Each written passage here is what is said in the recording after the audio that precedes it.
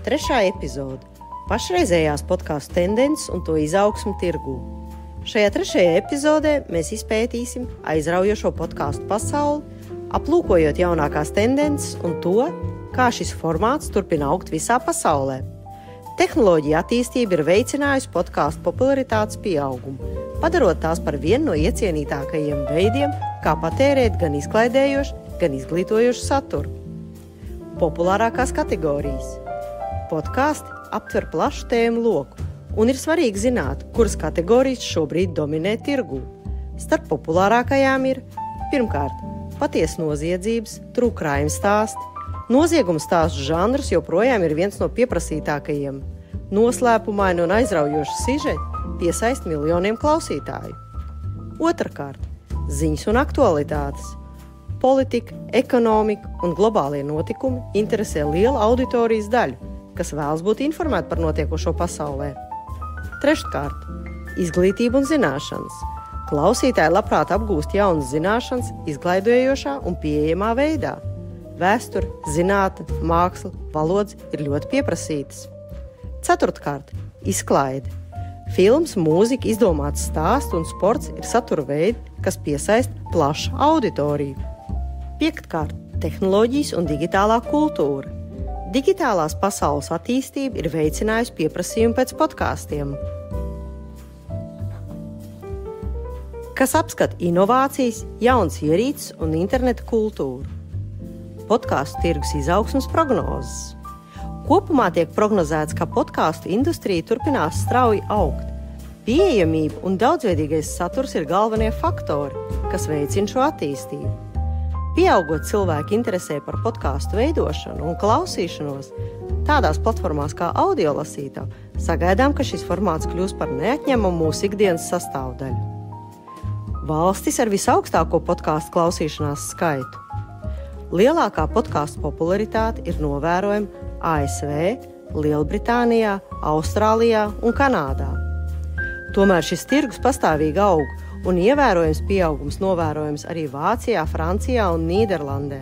Tāpat arī Latīņamerikā un Austrumeiropā podkastu industrija attīstās strauji, un šis formāts kļūst arvien populārāks arī Spānijā, Latvijā un Polijā. Mērķa auditorija un tirgus segmenti. Podkasti piesaista dažādu vecuma auditoriju. Lai gan galvenie klausītāji ir vecumā no 18 līdz 34 gadiem, arvien vairāk cilvēku vecumā virs 35 gadiem sāk interesēties par šo formātu. Zīmoli arvien vairāk izmanto podkastus kā iespēju sasniegt specifiskas auditorijas un veidot lojalitāti. Tas ir pavērs ceļu nišas saturam, kas vērsts uz noteiktām interesēm un mērķgrupām. Kā analizēt un definēt podkastu veiksmīgumu? Lai saprastu, cik veiksmīgs ir tavs podkasts, ir svarīgi izmantot dažādus analīzes rīkus. Platformas kā Spotify, Acast un Podbean piedāvā detalizētus datus par klausītāju skaitu, atskaņošanas ilgumu un auditorijas geogrāfisko izcelsmi. Tāpat sociālo tīklu aktivitātes un abonentu pieauguma temps var sniegt būtisku informāciju par podkastu ietekmi. Ja publicēs savu podkastu audiolasītavas platformā, varēs piekļūt padziļinātai statistikai, kas palīdzēs optimizēt saturu un sasniegt plašāku auditoriju. Latvija un podkastu industrija. Latvija, kas pazīstama ar savu bagāto kultūru un unikālo valodu un tradīcijām, pēdējos gados piedzīvo ievērojumu podkastu klausīšanās pieaugumu. Lai gan šis formāts Latvijā joprojām ir salīdzinoši jauns, arvien vairāk vietējo satura veidotāji izvēlas podkastus kā veidu, lai dalītos ar savām idejām, stāstiem un zināšanām.